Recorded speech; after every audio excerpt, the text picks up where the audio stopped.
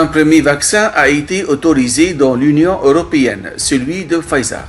Chaque pays accélère alors les démarches administratives pour commencer au plus tôt la vaccination alors que de nombreux cas sont encore détectés chaque jour en Europe.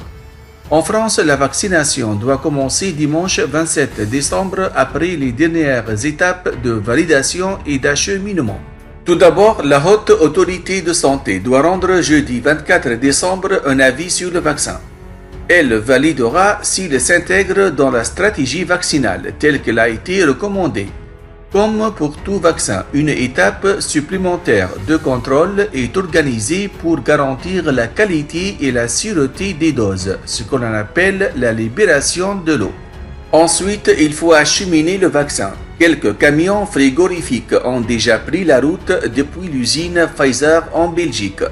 Une fois arrivés, les hôpitaux pivots et les 6 plateformes prestataires de santé publique France vont répartir les doses dans les EHPAD, établissements concernés par la première phase de vaccination.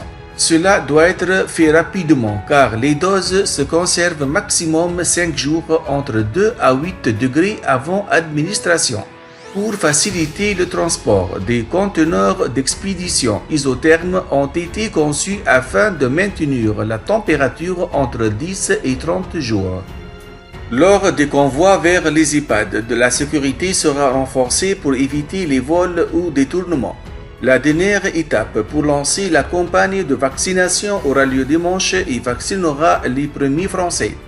Elle aura lieu dans 2 ou 3 établissements pour personnes âgées, près de Paris et en Bourgogne-Franche-Comté.